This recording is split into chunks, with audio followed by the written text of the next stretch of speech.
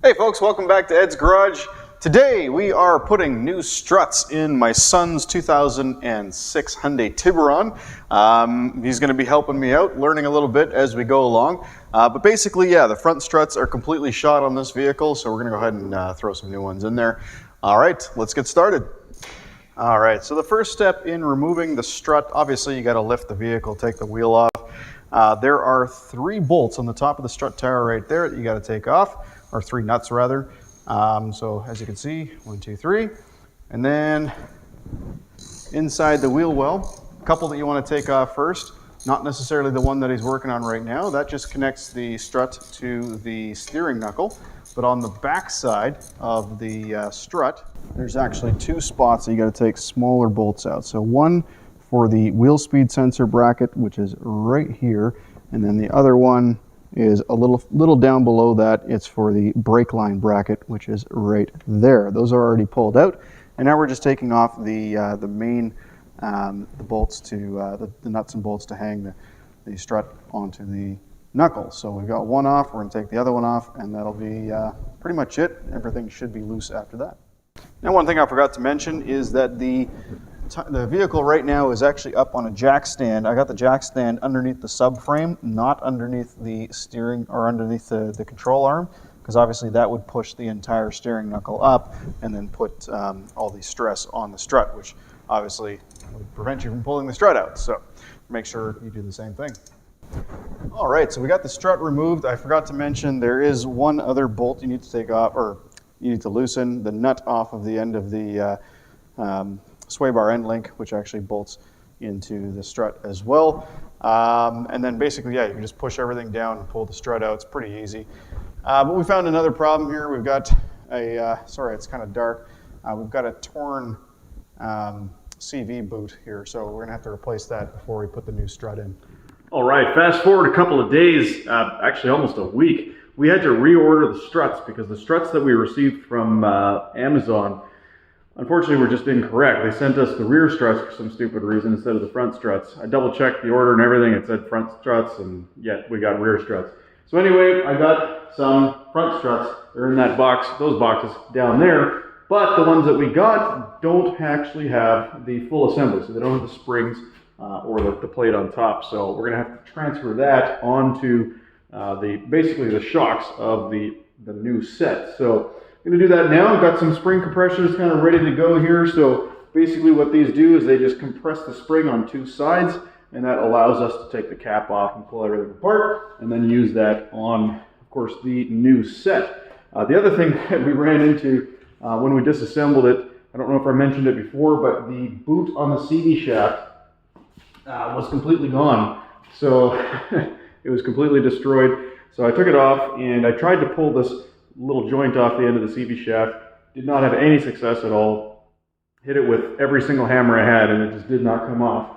I know that I can go in from the other side, but I figured, you know what? It's easier to just replace the whole shaft. The boot itself was $26. The whole shaft was $72, so it just made sense to just replace the whole shaft. So we're going to be doing that as well, but that's not what this video is about. So let's go ahead and compress this spring. We're going to do one side at a time.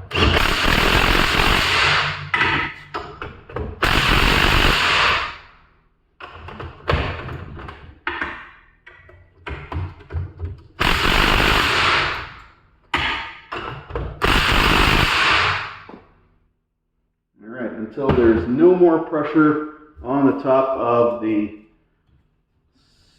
set up here. Still a little bit more. A little further.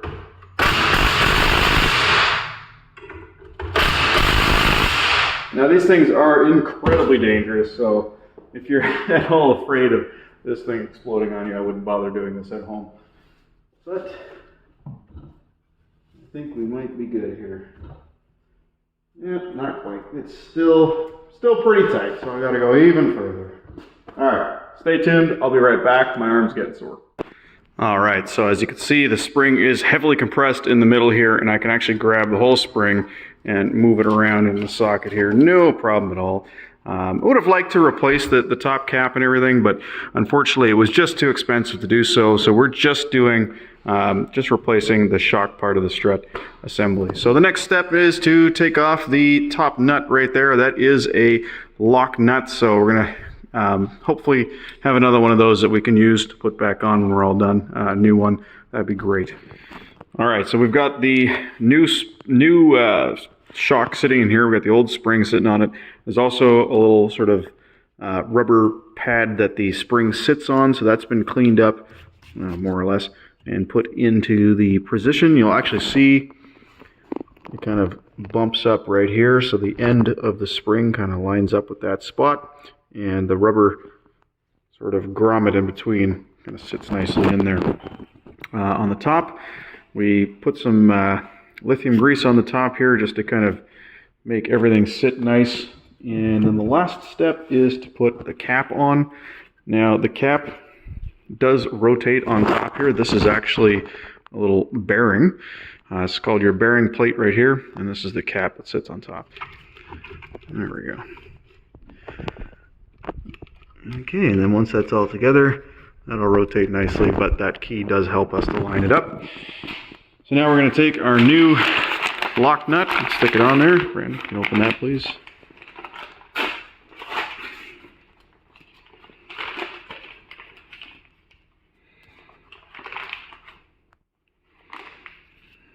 Okay.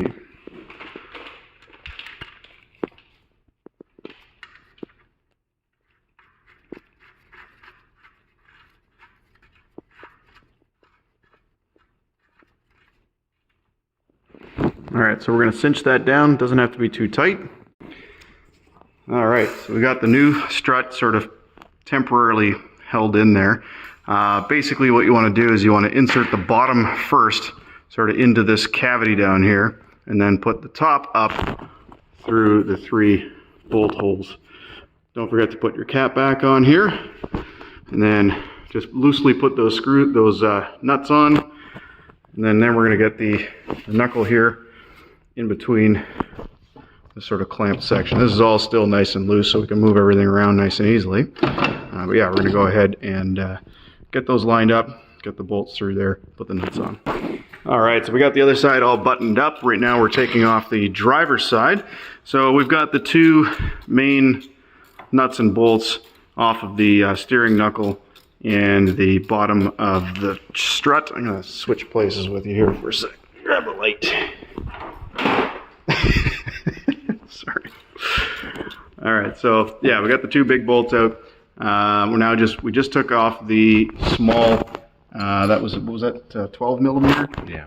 12 millimeter bolt off of the brake line bracket, which was right here.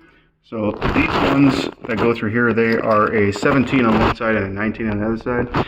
And then we got to take the tie rod end link off, and that's what we're doing now. That's a 14 millimeter bolt, or nut rather, on that side.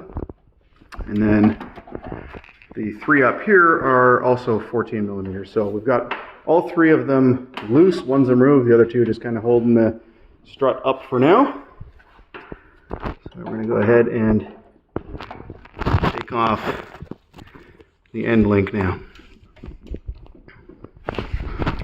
Just rotate the link if you have to. This entire thing? Yeah, you should be able to just grab it and move it like that. There you go. That helps a little bit, but the stud's still going on the same angle, but at least it gets it out of the way for you.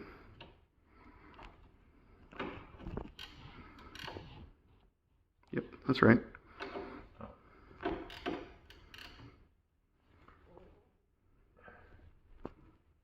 Excellent. Definitely is. You sure? Yep.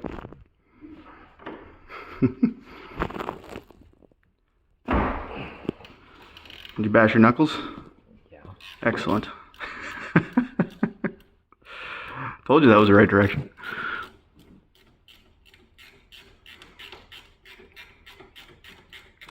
All right, so once that end link comes off, then, or at least that one side, then we should be able to finagle the entire strut out.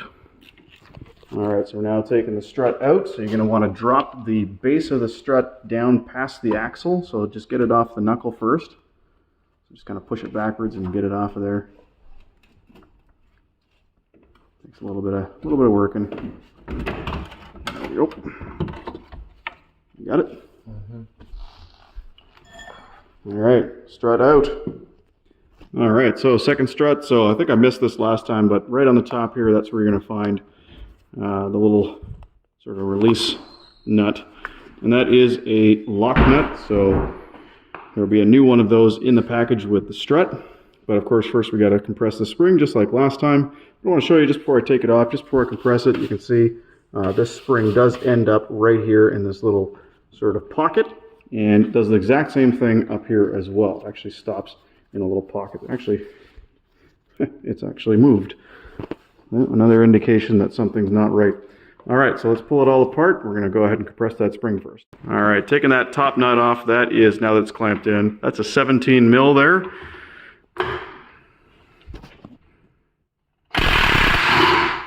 Yeah, next time hold that. All right, I think it's probably all the way off now, pretty much. All right, so there's the top plate there. And this one actually looks a little nicer than the other one. And our bearing plate. Yeah, it's just a little dirty, but still sounds nice. There's no play, no movement, no scraping or anything like that. All right, so that's all in good shape. We'll need to clean that up, of course. And now we're gonna actually take this thing off. Little rubber kind of gasket at the bottom here. We gotta be careful because these little nibs break off really easily. On the last one, I broke 2 of the 3 off. If you do, not really a big deal. It'll still work fine, even without those.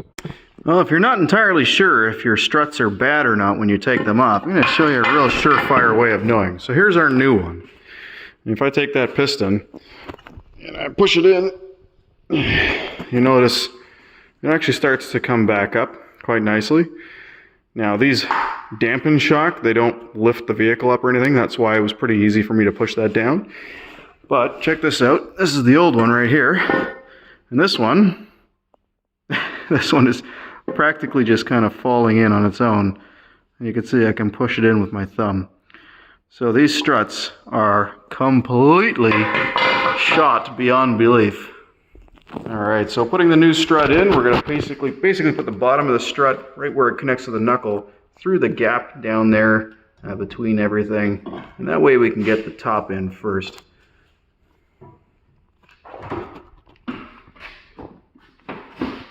Alright. Yep, up. Okay, hang on, wait. Yep, up. I'm going to get a nut on there for you here. Alright, yep, take a break. Alright, so we'll get those in and just get the nuts on loosely, and then we'll work on getting the knuckle initially. Alright, so the top is in. Now we just got to line this up.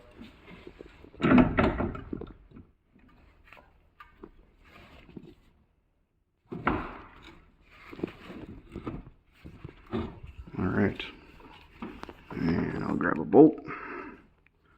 I need to go down a bit. It's got to kind of go in a bit. Nope, down a little. There we go. Take a break. All right, so we're going to get those 2 in first, and then all we've got to do is connect up the brake line bracket and put the tie rod end link on. So that goes up into here, of course. So we'll get that back in a moment. And then we just tighten up these, torque them all to spec. Not sure what the spec is, so it's going to be Guten tight. And then we're done. All right, so that is it. We've got the struts both replaced now. We've got everything torqued down to proper specifications, or well, more or less. Yeah, we just got to put the wheel on, and then this thing is done. Now, of course, because we did replace the CD axle on the passenger side as well right away, that drained a whole bunch of gear oil, so we've got to fill that back up first before we can take the swing for a spin, but I'm sure it's fine after that. So, guys, thanks so much for watching. Hope that helped you out a little bit. If you like this video, don't forget to hit like and subscribe. Thank you so much for watching. Have a great day.